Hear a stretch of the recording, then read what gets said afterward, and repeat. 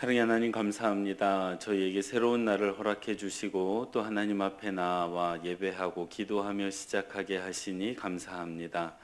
하나님 추석 연휴를 보내고 있습니다. 이 연휴의 기간 동안 하나님께서 우리에게 베풀어 주신 가족과 귀한 사랑을 나누는 시간이 되게 하여 주시고 또 그 가족 간의 사랑을 나눌 때 하나님의 은혜가 차고 넘칠 수 있도록 인도하여 주옵소서. 오직 하나님께서 우리 한 사람 한 사람을 붙잡아 주시고 또 드리는 예배를 받아 주시기를 원하오며 사랑 많으신 예수님의 이름으로 기도합니다. 아멘. 찬송가 322장 함께 찬양하시겠습니다.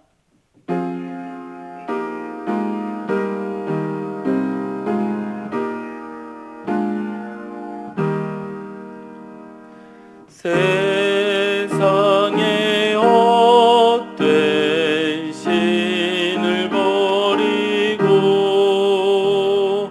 하나님 이름 높여 기리세 온 천하 백성 모두 나와서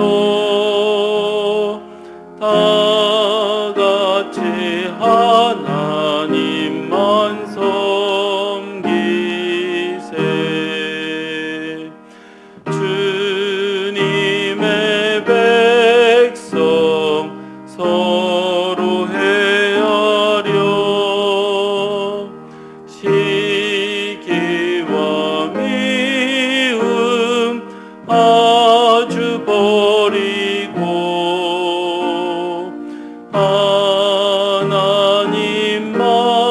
하나님만을 홀로 섬기는 천국을 어서 이루어 주소서.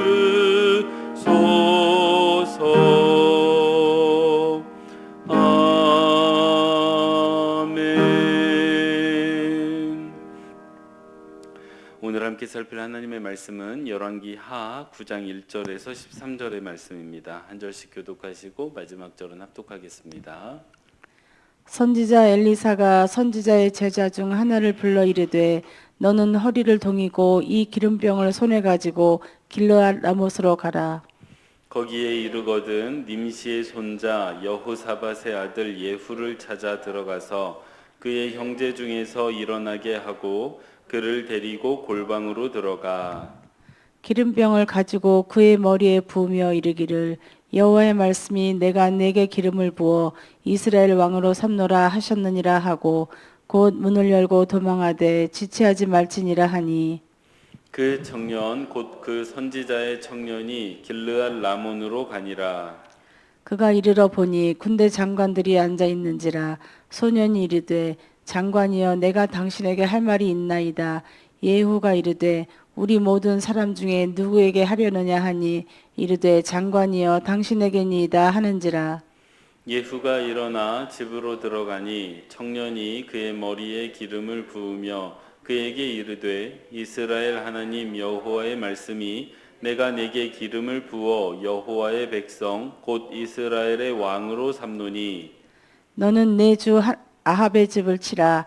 내가 나의 종 곧 선지자들의 피와 여호와의 종들의 피를 이세벨에게 갚아주리라. 아합의 온 집이 멸망하리니 이스라엘 중에 매인자나 노인자나 아합에게 속한 모든 남자는 내가 다 멸절하되 아합의 집을 느밧의 아들 여로보암의 집과 같게 하며 또 아히야의 아들 바하사의 집과 같게 할지라. 이스라엘 지방에서 개들이 이세벨을 먹으리니 그를 장사할 사람이 없으리라 하셨느니라 하고 곧 문을 열고 도망하니라. 예후가 나와서 그의 주인의 신복들에게 이르니 한 사람이 그에게 묻되 평안하냐 그 미친 자가 무슨 까닭으로 그대에게 왔더냐 대답하되 그대들이 그 사람과 그가 말한 것을 알리라 하더라. 무리가 이르되 당치 아니한 말이라 청하건대 그대는 우리에게 이르라 하니 대답하되 그가 이리 내게 말하여 이르기를 여호와의 말씀이 내가 내게 기름을 부어 이스라엘 왕으로 삼는다 하셨다 하더라 하는지라. 무리가 각각 자기의 옷을 급히 가져다가 섬돌 위 곧 예후의 밑에 깔고 나팔을 불며 이르되 예후는 왕이라 하니라. 아멘. 매일 기도에 오신 여러분 환영합니다. 이 시간 우리가 함께 예배할 때 하나님께서 각자에게 허락하시는 은혜가 가득하시기를 소원합니다. 명절 어떻게 잘 보내고 계시는지 모르겠습니다. 이제 오늘까지 명절 연휴 기간인데 가족들과 좋은 시간 보내시기 바랍니다. 오늘 함께 살피는 저희의 말씀, 저희가 이제 오늘 함께 살피는 말씀은 그 북이스라엘이라는 나라죠. 이스라엘이 남쪽과 북쪽으로 이렇게 나누어진 시기가 있는데 그 북이스라엘 왕국의 역사에서 아주 중요한 변곡점의 순간입니다. 이 북이스라엘 왕국은 그렇게 오래 지속됐던 나라는 아닌데 그 나라가 지속되는 동안에 두 개의 중요한 왕조가 있습니다. 여러분 왕조라고 불릴 때에는 무엇을 왕조라고 부르는지 아시죠? 그 자녀가 계속 이어져 왕을 이어갈 때 그거를 하나의 왕조라고 말합니다. 그래서 조선 왕조는 누구의 왕조라고 말하죠? 이씨 왕조라고 말합니다. 왜냐하면 이씨 성을 가졌던 그 아들들이 계속해서 이어받았기 때문이에요.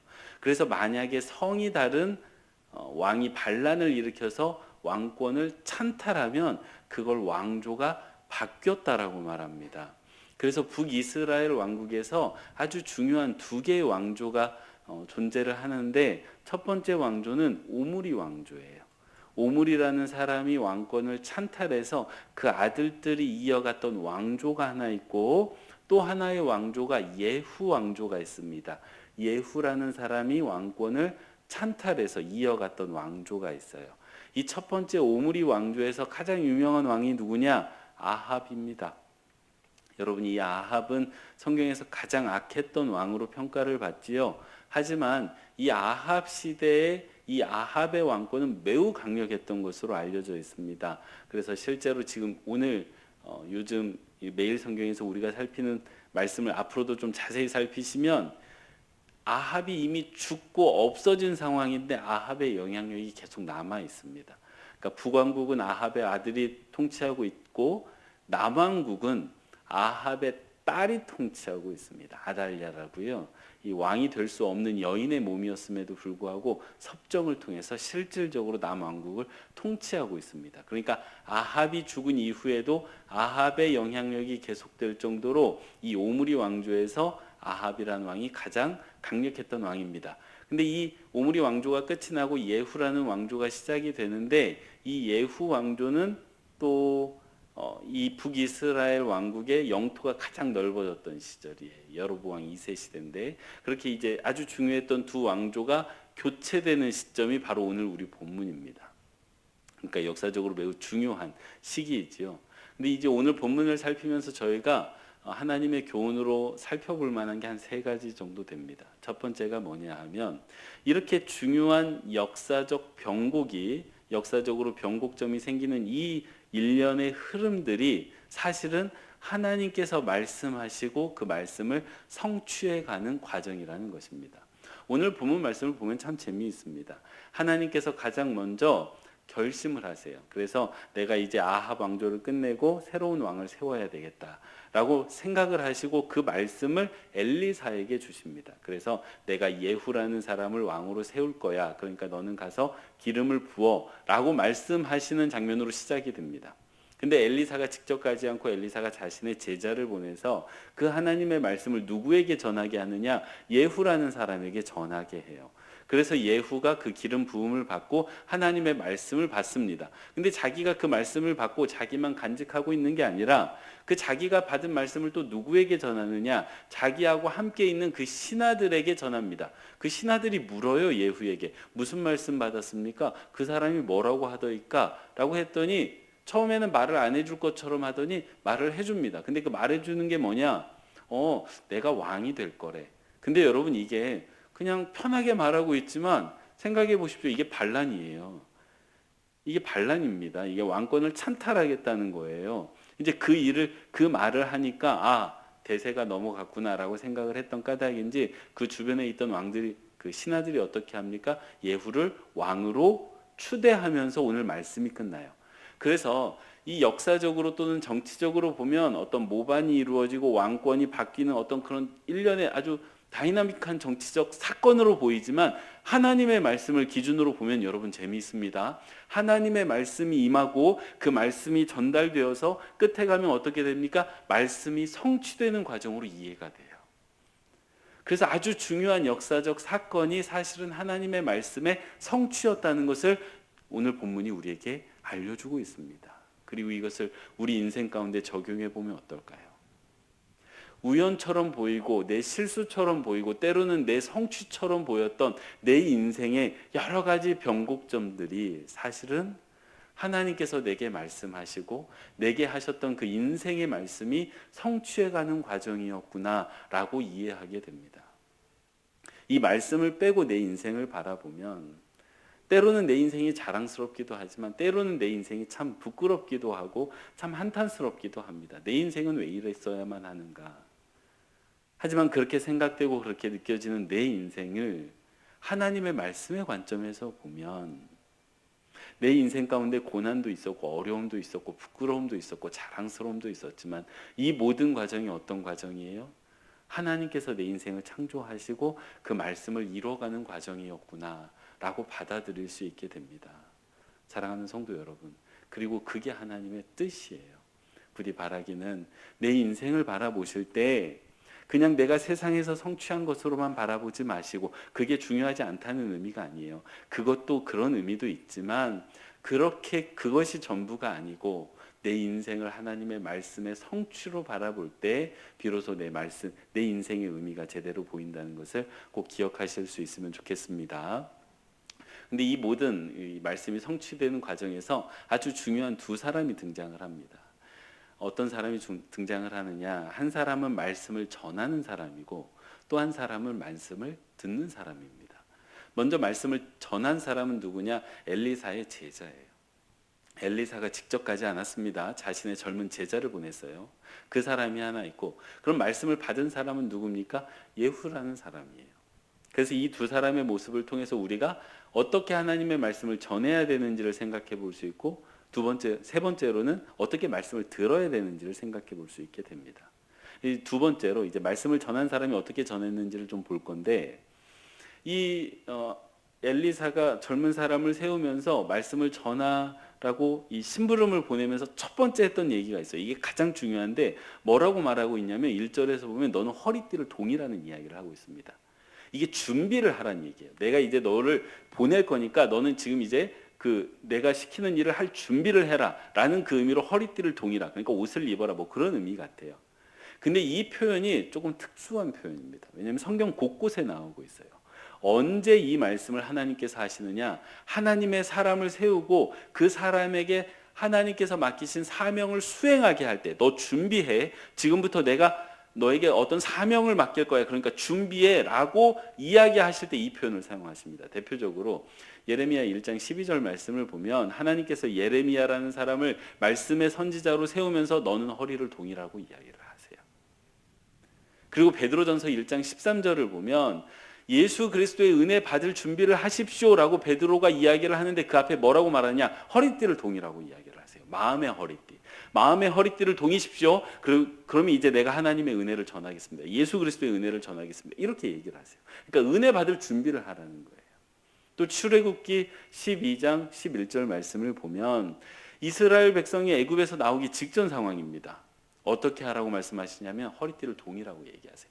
너희들이 이제 애굽을 떠나서 내가 약속한 땅으로 갈 건데 이제 준비해. 이제 다 됐어. 준비해. 그러니까 허리띠 동여라고 말씀을 하세요. 그러니까 하나님께서 어떤 사람을 준비시키실 때, 그래서 뭔가를 시작하게 하실 때 허리띠를 동이라고 말씀하십니다. 하나님께서 말씀을 누구에게 전하라고 하시냐면 준비가 된 사람에게 전하라고 하세요. 먼저 허리띠를 동이고 준비가 된 사람에게 말씀을 맡겨서 그 말씀을 보내지 준비가 안 된 사람에게 말씀을 전하게 하지 않습니다. 이 말씀을 묵상하면서 저 자신을 돌아볼 수밖에 없었어요. 제가 하나님의 말씀을 전하는 사람인데 나는 과연 허리띠를 동이고 있나? 나는 언제 어디서든 하나님의 말씀을 전할 준비가 되어 있어야만 하는 사람인데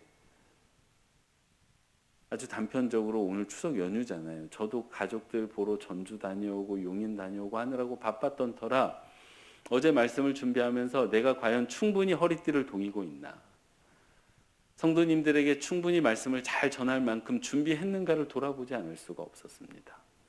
근데 말씀을 전하는 게 제 일만은 아니지요. 성도님들도 말씀을 전하셔야 되는 때가 있어요. 이 추석 연휴가 되다 보면 믿지 않는 자녀를 만날 때가 있고 또 믿지 않는 친족들을 만날 때가 있습니다. 그러면 입이 근질근질하죠. 예수 믿으면 어떻겠어? 근데 이거 잘못 전하면요, 준비 없이 전하면 싸웁니다. 아, 왜 또 이게 추석 좋은 명절 기간에 또 교회 이야기하고 그러셔, 이런 잔소리가 나올 만하죠. 그래서 이런 명절 기간에 말씀을 전하려고 하면 허리띠가 동여져 있어야 돼요. 잘 준비가 되어져 있어야 됩니다. 또 교회가 만나데이를 진행 중에 있죠. 이 만나데이라는 게 다른 게 아닙니다. 말씀 전하자는 거예요. 복음 전하자는 겁니다. 근데 허리띠 동이지 않은 사람에게 하나님이 말씀을 이렇게 들려보내지를 않으십니다.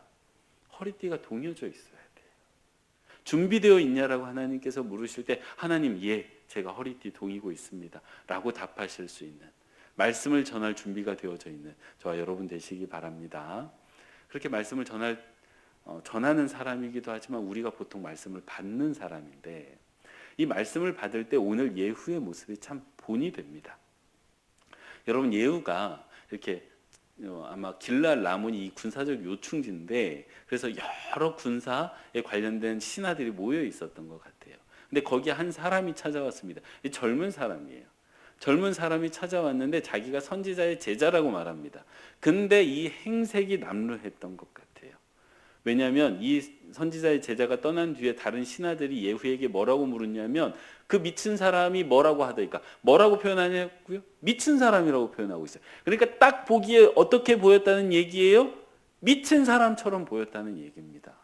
그러니까 행색은 남루하고 이 뭐가 막 다급했겠죠. 왜냐하면 여러분 생각해 보세요. 이 젊은 사람이 그 군사 장군들 앞에 가는데 이 전해야 되는 이야기가 군사 반란에 대한 이야기예요. 그러니까 자기가 죽을 수도 있었겠죠.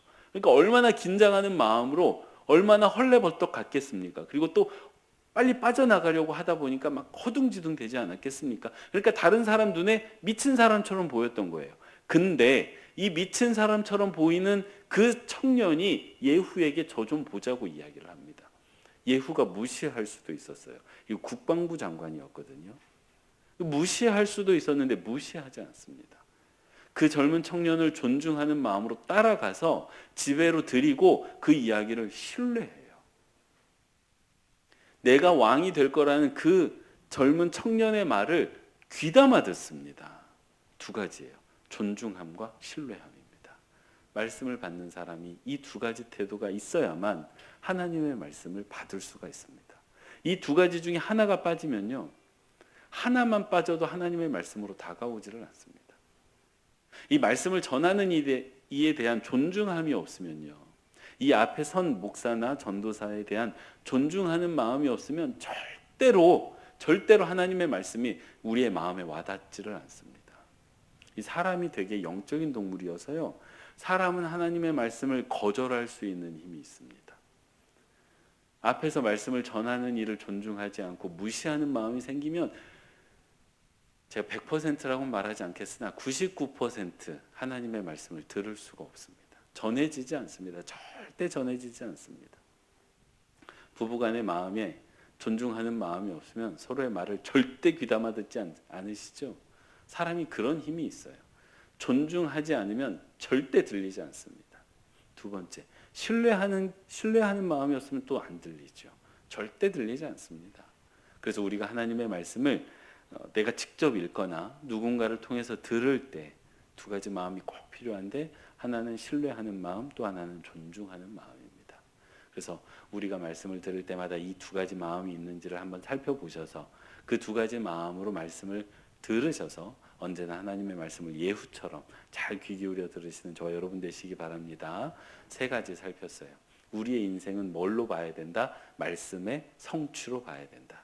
둘째, 말씀을 전할 때에는 허리띠를 동이고 말씀을 전해야 된다. 세 번째, 말씀을 들을 때는 신뢰함과 존중함으로 들어야 된다. 그렇게 이 세 가지 기억하셔서 하나님의 말씀 귀히 대하시는 저와 여러분 되시기 바랍니다. 기도하겠습니다. 사랑의 아버지 하나님, 오늘 그 예후의 이야기를 통해 우리가 하나님의 말씀을 어찌 받아야 되고 또 어찌 전해야 되는지를 생각해 보았습니다. 하나님, 우리에게 말씀을 허락해 주셔서 그 말씀으로 내 인생을 이해하게 하여 주시고 또 하나님의 말씀을 전할 때에 준비되어 있게 하시며 그 하나님의 말씀을 들을 때에는 신뢰함과 존중함으로 듣고 또 깨닫게 하여 주옵소서. 하나님, 추석 연휴가 계속되고 있습니다. 먼 길 떠나신 성도님 계시면 안전하게 오가는 길 안전하게 지켜주시고 또 이 연휴 기간 동안에 가족 간에 좋은 소식들, 아름다운 소식들만 전할 수 있게 해주시며 또 기회가 된다면 하나님의 말씀과 복음도 전할 수 있는 모든 성도님들 되게 하여 주옵소서. 이 시간 하나님의 백성들이 올려드리는 기도를 들으시고 또 응답해 주시기를 간절히 바라고 소원하오며 사랑 많으신 예수님의 이름으로 기도합니다. 아멘.